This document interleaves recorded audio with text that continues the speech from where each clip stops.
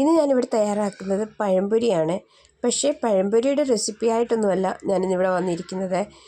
എനിക്ക് ഇഷ്ടമുള്ള പലഹാരങ്ങളിലൊന്നാണ് ഈ പഴംപൊരി. പക്ഷേ ഈ കേരളത്തിലല്ലാത്തത് കൊണ്ട് നമുക്ക് എപ്പോഴും വാങ്ങിച്ച് കഴിക്കാനോ അങ്ങനെയൊന്നും പറ്റത്തില്ല.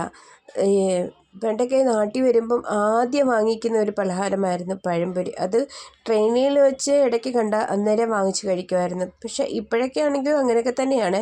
പക്ഷേ പണ്ടൊക്കെ കിട്ടുന്ന അതേ ടേസ്റ്റിലൊന്നും ഇപ്പോഴും എങ്ങും പഴംപൊരി കിട്ടത്തില്ല. നാട്ടിലൊക്കെ വരുമ്പോൾ ചില സ്ഥലങ്ങളിൽ നിന്ന് വാങ്ങിക്കുമ്പം അതിനകത്ത് കായ പച്ചയായിരിക്കും, അല്ലെങ്കിൽ കായ കുറച്ച് മാത്രമേ കാണത്തുള്ളൂ. അതുപോലെ തന്നെ മൈദ ആയിരിക്കും കൂടുതൽ, അങ്ങനെയൊക്കെ കാണാറുണ്ട്. ഇന്ന് എനിക്ക് പഴംപൊരി കഴിക്കണമെന്ന് തോന്നി.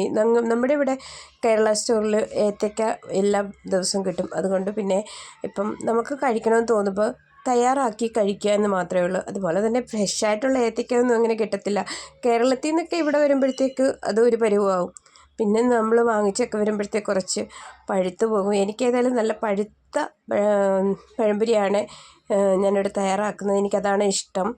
അപ്പം ഇതൊക്കെ പറയാൻ വേണ്ടിയാണ് ഞാൻ ഈ വീഡിയോ കാണിച്ചിരിക്കുന്നത്. എല്ലാവർക്കും അറിയാം പഴംപൊരി എങ്ങനെയാണ് തയ്യാറാക്കുന്നതെന്ന്. എങ്ങനെ ഞാനും ഇന്നത്തെ 4 മണിക്ക് ചായയുടെ കൂടെ കഴിക്കാനായിട്ട് നല്ല പഴംപൊരി തയ്യാറാക്കിയിട്ടുണ്ട്. കുറച്ച് പഴുത്ത് പോയി. പിന്നെ ഈ ഷേപ്പ് നീളത്തിൽ തന്നെ വേണം എന്നുള്ളൊരിതുണ്ട്.